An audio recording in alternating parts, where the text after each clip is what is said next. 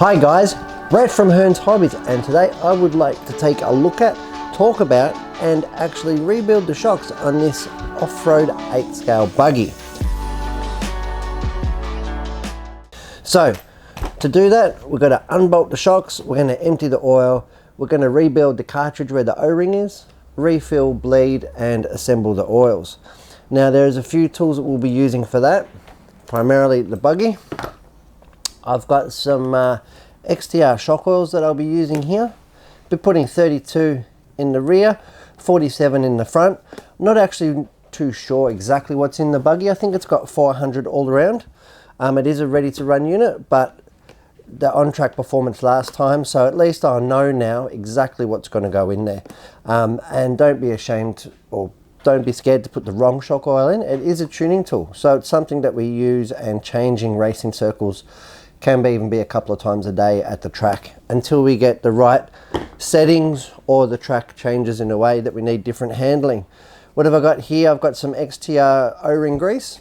I'll be using that on the O-rings and the shock cartridges, and that will protect the O-rings from the silicone oil. I've got my trusty little 9 steps toolkit here. One of the most I suppose critical tools that we'll be using today will be these soft jaw JPRC shock pliers, and they will allow me to grab the shock body and the shock shaft without causing any undue damage or stress. I've also got some Aramax shock pliers there and some 9 steps Allen drivers. Apart from that, I've got some very simple vernier calipers here, and these are for me just to measure the shock length before I start, so I know once I reassemble it I am in fact doing it to the same measurements as what they came apart, to ensure that we've got the same droop settings. Okay, so let's start by getting the shocks off of the buggy.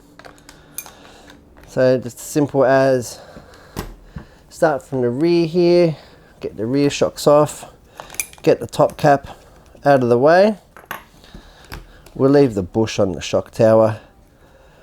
In this situation, you know, where you're doing it at home, or it might be even over a couple of nights project, you might want to put the screws back in situ so you know exactly where they come from, especially the lower ones on 8 scales for newcomers, because this buggy and many other competition buggies do in fact have reverse thread or left hand thread screws on the bottom mounts of the shocks, so they don't come loose during in the heat of competition. And this buggy here is no different either. If I turn it over here, you'll see the shock mounts. One is a silver or chrome, that is reverse thread, so I'm actually doing it up to undo it effectively. And the other thing why you put the screws or back in, I suppose, situ, is also so you know exactly where they came from, so you're not changing the settings on the arms at this point. Okay, so I won't be changing the piston specs. This will just be rebuilding the shocks, and it has had a good run. This is a ready to run unit, and I'll show you how I know that they needed to be rebuilt when we get to the front end. Apart from not handling exactly how I wanted with its on-track performance, when after a day's racing, you can actually, it's got a lot of air gap between the piston. It's got a good 10 mil at the hinge pin, and that's uncontrolled movement, and that's because there's a lack of oil inside the shock. And it doesn't mean that it's necessarily leaked out, it just means the way that it's been assembled at the factory. So we'll take that out of the equation by giving a fresh rebuild with quality XTR lubricants. And it's also important to keep note, whether it's in a piece of paper on your phone or something, exactly what's going in there for either next time when you rebuild it, or in fact if you want to go heavier and lighter in oil, you actually know what's in there when you're changing it. Generally these buggies will have a difference in the front to rear ratio, again completely dependent on the piston specifications inside as well, as that's also fully adjustable. But we're just going here for a fairly generic starting point. Okay, the lower mounts are off. We'll flip it on over, get these top mounts off, and then the buggy can actually go out of the way. We won't need that until we put the shocks back on. Leave the shock bush there. Put the buggy to the side. Now you'll notice as well the buggy is nice and clean, so if it is dirty you will definitely want to, or you're doing it trackside, definitely give the shocks a good clean as you're going, because the last thing you want to do is introduce more contaminants into your freshly rebuilt damper units. Okay, give ourselves a fresh bit of tool. Got ourselves a shock stand here. Now the shock stand is really helpful because you can put front and rear, left to right, all on there. This one here is nothing too critical. You can see the air gap in the front unit. That's what, when we rebuilt this, that will be completely eliminated. The rear one, not quite as bad on this side. This one, yeah, even worse. So that's exactly what we're going to eliminate. So we'll start by taking the springs off, putting them to the side. Front and rear springs will usually be different lengths. In this case they're very different, so you won't be able to really get them confused. It is important though to pay attention to the spring retainers, because they can sometimes be different front to rear. And this is when you want to be noticing, not when you're assembling it. These ones here are exactly the same, so they can just, all these spares can go to one side, knowing that I won't in fact be messing up any of the parts. Okay, so the next thing I'm going to do is remove the shock boot off the shock, and I'm going to measure the front length of the shock. The length of the front shock, I should say. So here I've got the vernier, and that is bang on 33 millimeters. So that's nice and easy to remember. 33 millimeters on the front, and on the rear unit, being longer, we have 42. It's 41.8, but we'll just call it 42 when we reassemble it. So I'll reassemble it with 42. It's going to increase the droop ever so slightly, but it'll give us a nice round number and starting point. 33 and 42. Okay, another thing to take into account now is also if the lower mount is of different lengths, and in this case they're not either. So we can go ahead now, grab our soft jaw pliers, and we'll take our lower shock mount off. Just going to grip it nice and tight.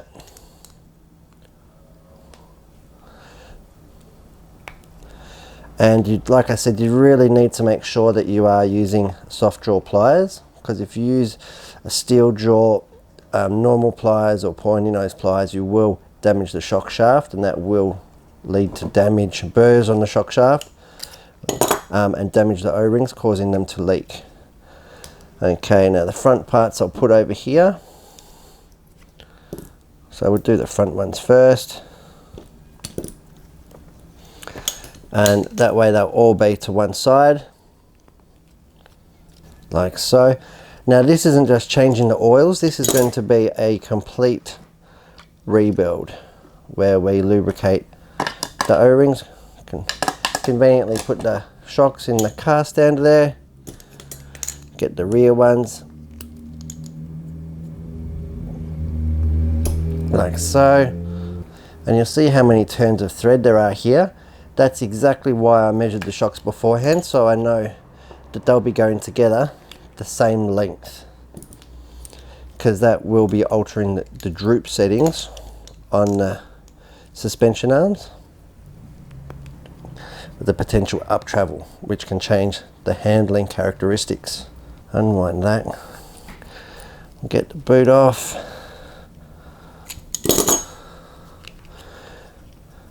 And like I said, if you do have any dirt and debris, now's the time to clean it before we actually open the shock body. We don't need to take note too much of the ride height because that'll be something that's adjustable and can change anyway. So that's really good. And what we can do now is loosen off the shock caps. Again, using soft draw pliers is ensuring that I'm not damaging any of the hard anodizing, both aesthetically and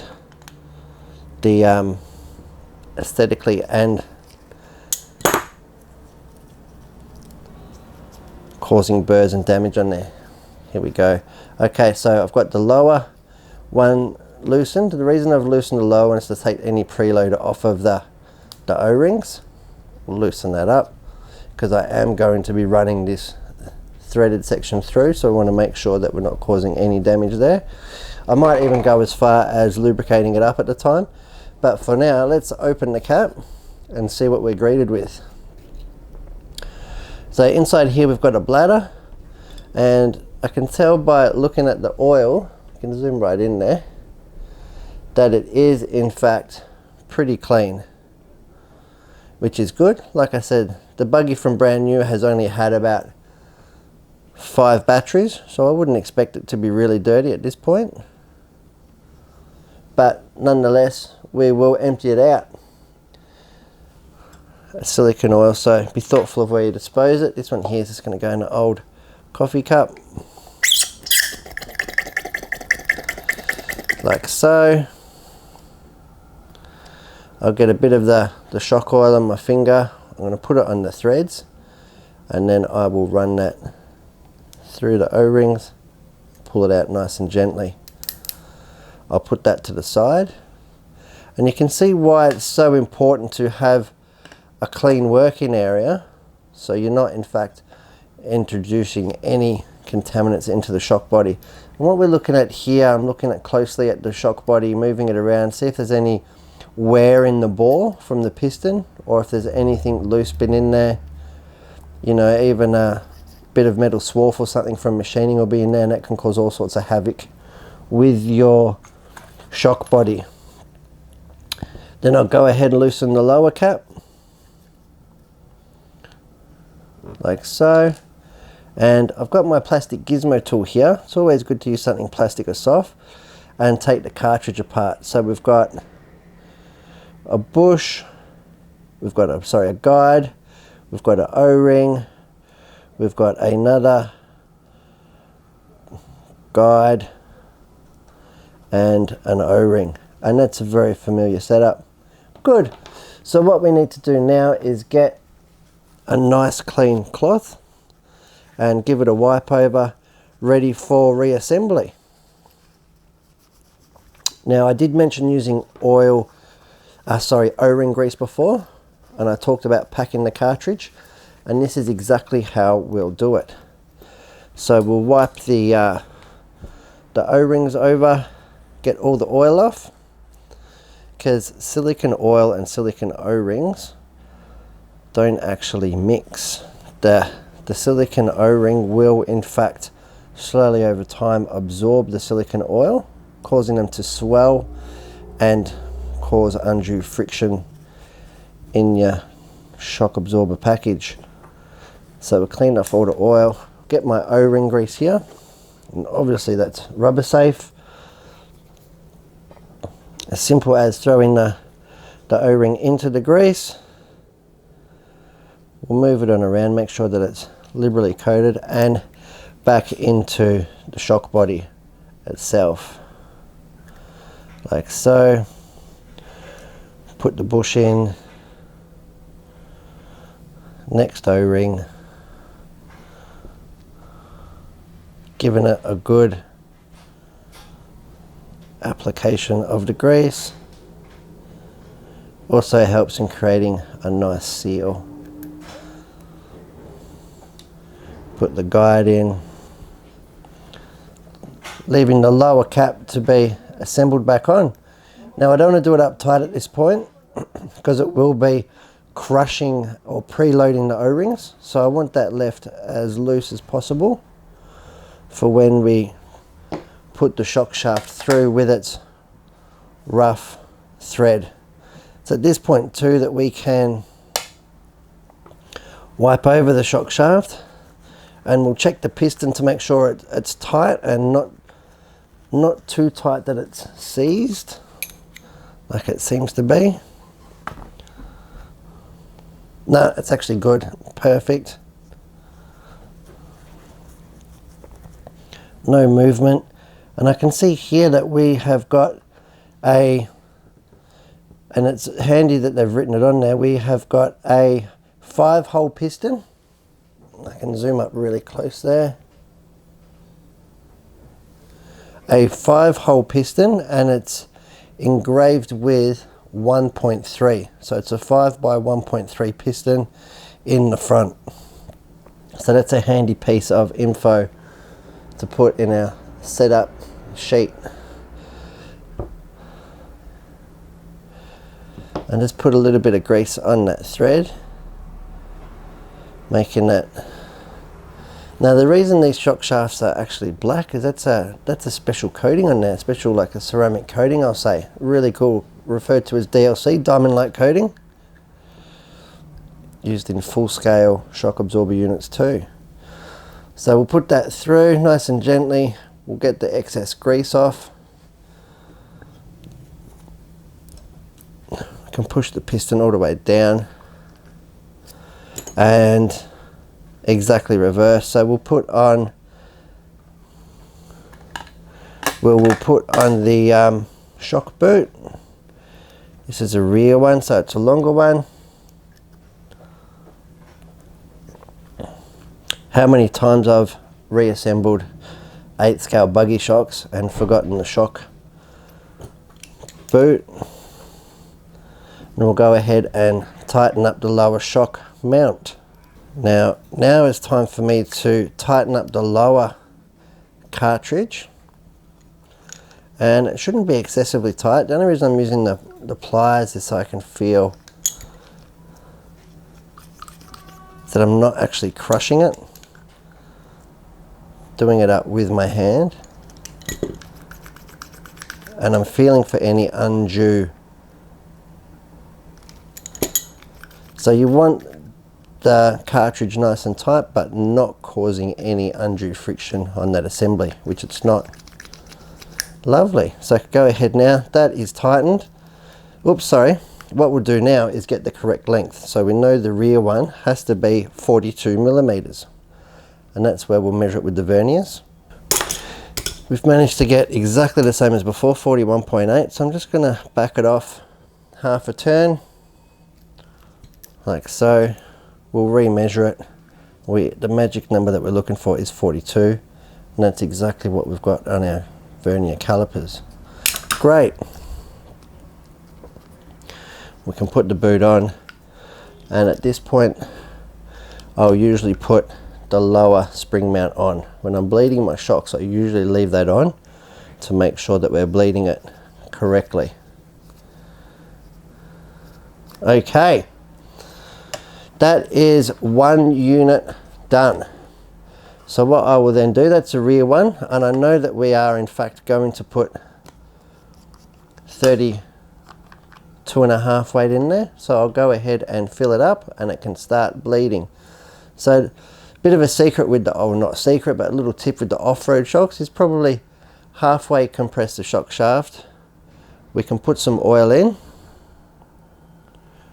Majority of it will sit above the piston, but what this will do will make it hopefully bleed out in one big air bubble, like so.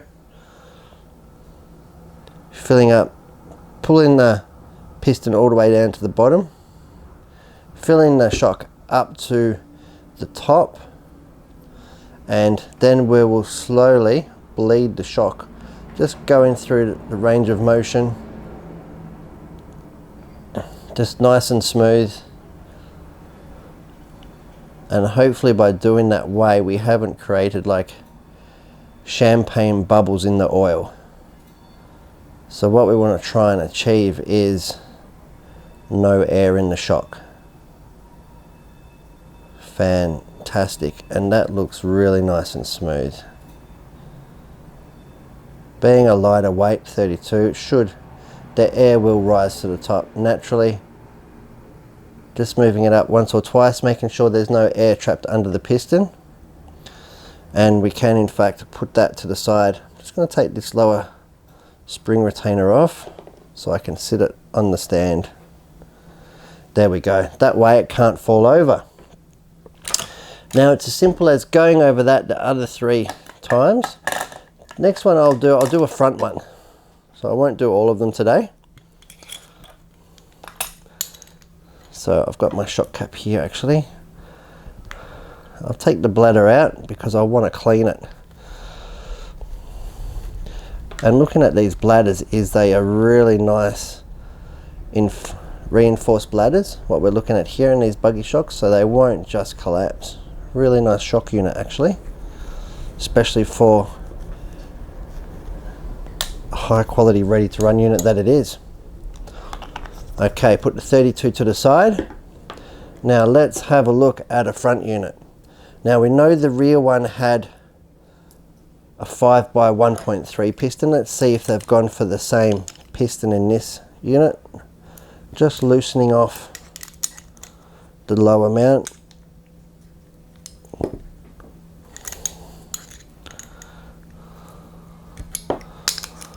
This lower mount seems to be a bit tighter than the other one.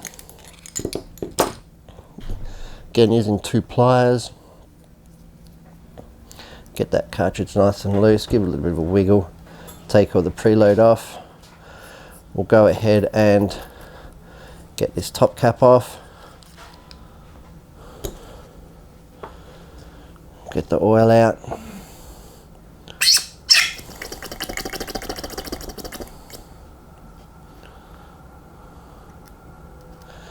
There we go. We'll get this cartridge out of the way.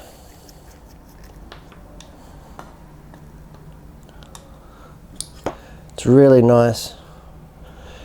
These little trips of rebuilding the lower cartridge at this point is the difference between just having a shock package and having a good shock package. Nice, consistent, will last you a good day or two's racing and make the seals last a long time. Keeping the oil clean and keeping the cartridge lubed up is a great way to extend the life of your and performance of your components. Okay, O-ring into the O-ring grease.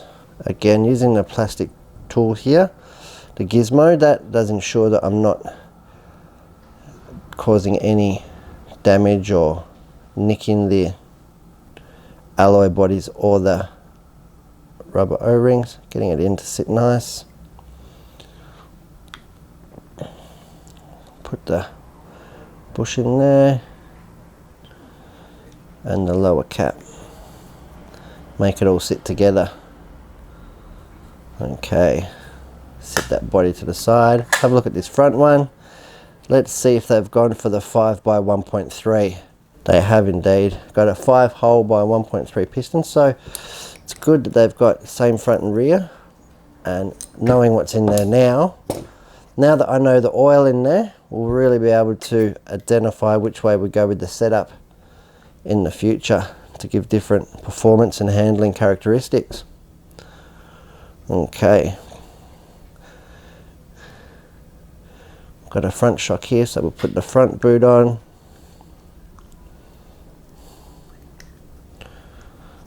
Lower shock mount, and the measurement we'll go for here was 33. Again with the shock pliers, winding it up.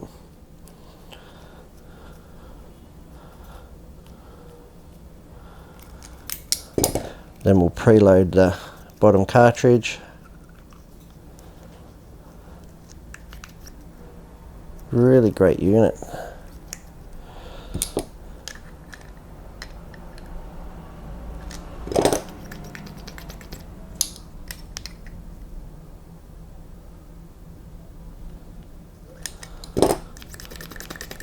Lovely.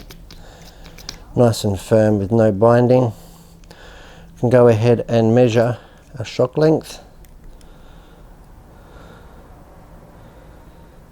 we are at, this one has to go probably tighter, another turn or half a turn, get it to the 23 mark, sorry 33. A little bit more.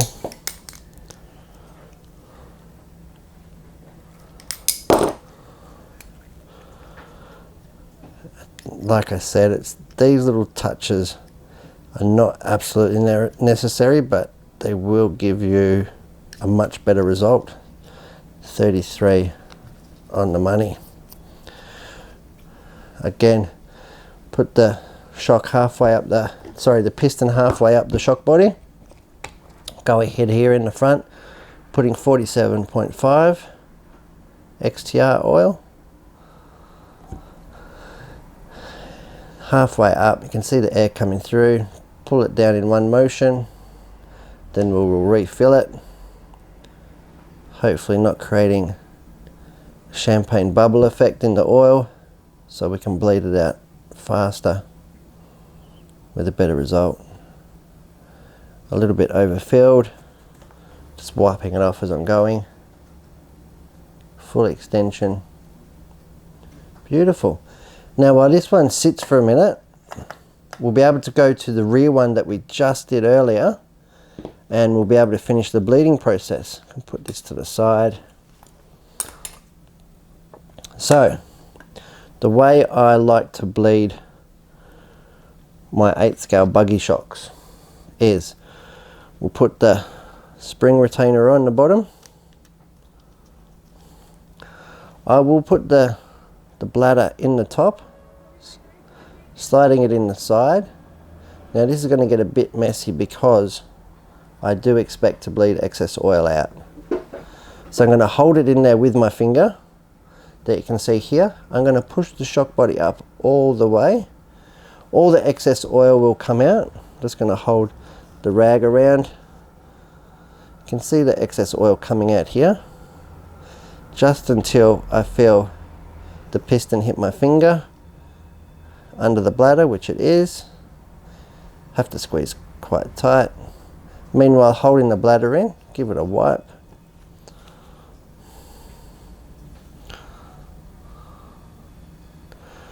Now I'm holding it compressed with one hand, holding it. I'm going to let that bladder sit there and go ahead now and tighten up the cap. Go backwards until it clicks. Such a fine thread on these. Holding it compressed. We'll give it a wipe over all this mess,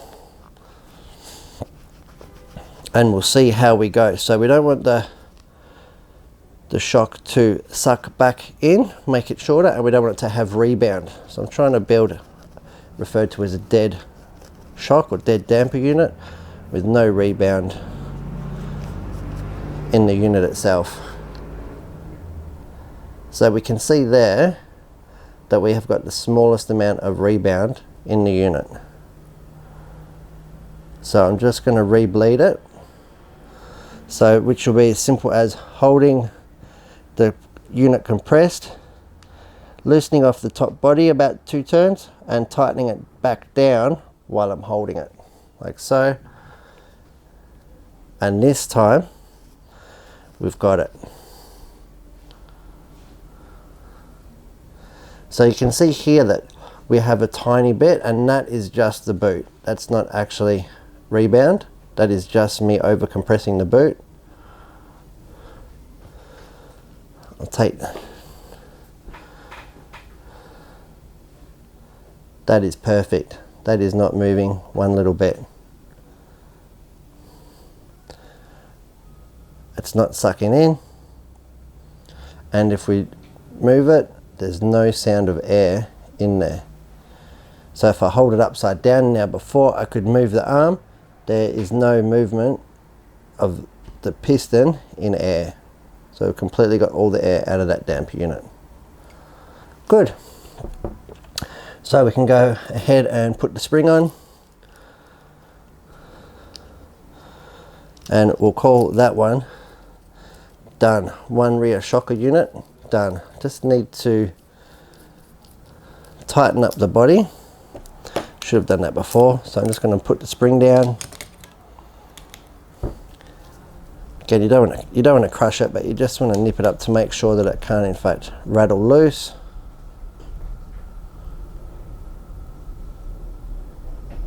Like so. That will be plenty. And that is a perfect way to build your damper unit. Now let's have a look at the front one. Do exactly the same. I'll get the diaphragm out, the bladder out, give it a wipe over. Like so. Again, using the plastic tool to make sure that I'm not cutting it or damaging it at all. Wipe inside the cap. Beautifully machined alloy cap on this. Give the oil a quick. Perfect. You can see there's no air bubbles in there. Always good to overfill it a little bit. This is the front one, so it's got the 47.5 with the 5-hole 1.3mm piston in there. Give it a wipe over. We'll go ahead now and bleed it.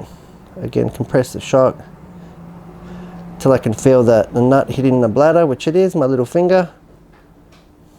Hold the unit down and do the cap up. Unscrew it to hear it click, then start to do it up. Here's a little bit of a messy job doing shocks, but something that's guaranteed to improve your performance on track. With fresh units, it will jump better, it will land better, and ultimately handle better. Now we can check over the rebound, like so. Not sucking back. So it's got a little bit of rebound in there, so I just need to get a little bit more oil out. So I'm just going to compress it down, crack the cap off and do the cap back up. You can hear the oil come out, a little bit of air. Lovely. Do the cap back up. So it doesn't have to be crazy tight. Just to ensure it doesn't rattle loose on track. Bit of a wipe over. Let's check it over. Beautiful. So we can see here that we've got no rebound. It's just a little bit of the rubber squishing there from the boot. Got no suction. And we've got no air in there. Beautiful silent operation. Exactly what we want. Put the spring on and call this one done. So that is the basis of doing one front and one rear. I'll get the other ones done and we'll bolt them on the car.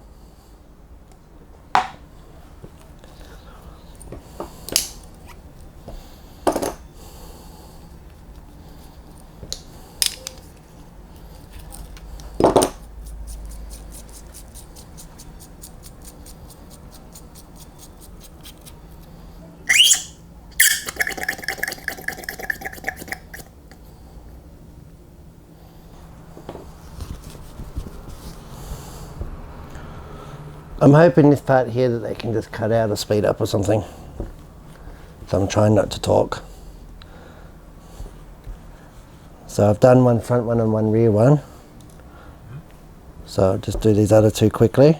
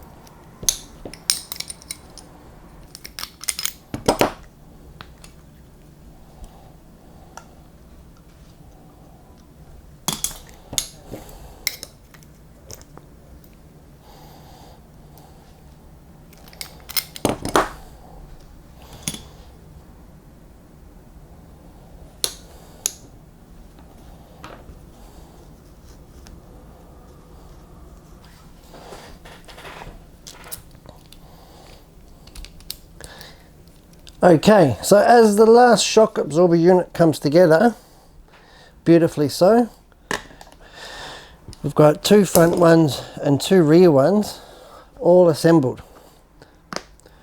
The front ones, of course, having 47.5, and the rear ones now with 32.5 XTR oils. So we can pack all our messy stuff away.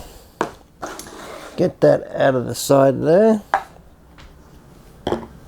And we can offer the buggy up and put the damper units back on the buggy. So I'm just going to get this like so.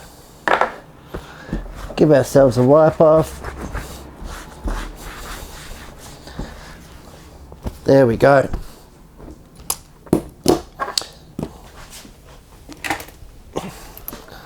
Okay, buggy ready for assembly. Go. Simple as putting the units back on exactly where they came from. And I just want to demonstrate to you now the difference. Remember before when we started we had that nasty air gap. So now we really shouldn't have any to little to no air gap if I've done a good job.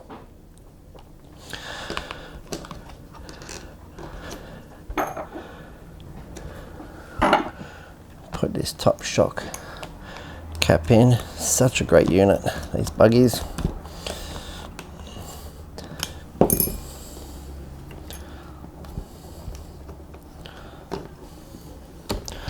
Now just making sure, of course, that we are going into the same suspension positions.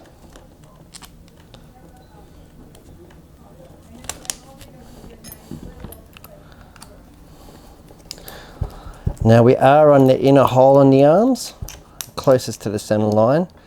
Probably why the factory gets away with the pistons that they do. 5 by 1.3 on our outdoor Australian tracks is typically quite a lot of pack or pressure within the shock. So generally we will run a 5 or 6 hole piston, but with a hole diameter size of 1.5 or 1.6. So with it mounted on a closer hole to the center point, we'll slow the piston speed down, lowering the velocity of the piston within the oil chamber itself. So, but at least now we know we have a starting point of 32.5 in the back, 47.5 in the front. Generally we'll always run a heavier oil in the front like that because these buggies, being four-wheel drive, are so heavy and can brake so hard. So there's a lot of load transfer over the front axle or towards the front of the car. And also because we're jumping them, so we're going to run them up these sometimes what seems like impossible 45-degree jumping ramps or kickers. So it's got to be able to drive up there without just burying the nose into the jump, causing inconsistent jumping. And then you've got the other side, of course, which is landing. So you want it to land quite nice, as well as the unit has to keep the tyre in contact with the ground itself while it's going over all these ruts, bumps and cornering and braking forces, as well as accelerating and wheel stands if I'm behind the wheel butchering the throttle inputs. Okay.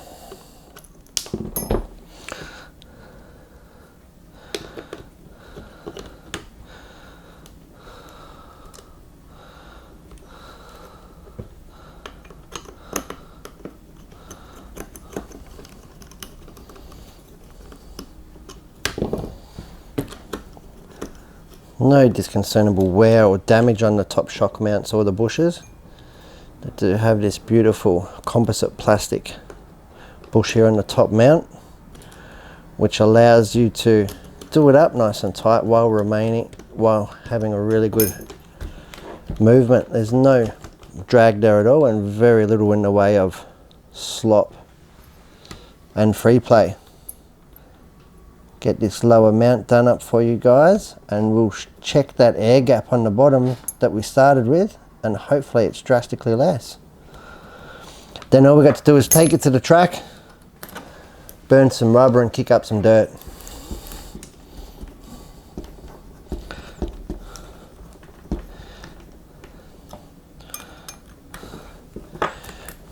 And if you did this to your, oops, it's a reverse thread one, so left hand thread.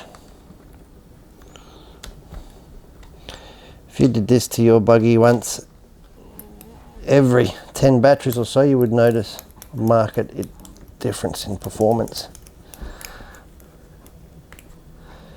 There we go. So they are all bolted up. And I'll tell you now, that feels a heck of a lot different statically than what we had in there. So hopefully we've got more control. It's definitely heavier damping than what was in there, but they were also half empty. So we were working with half air, half oil. And now, have a look at that. We have got oil the whole length of the movement. There is no free play in there at all, which is exactly what we want to see. There is no free play in there whatsoever. Good. Nice rebuilt shocks on this 8 scale buggy. Can't wait to get it to the track, and I hope you've enjoyed this little tutorial. I'm Brett from Hearns, and you've just watched me rebuild the shocks on the 8 scale off-roader.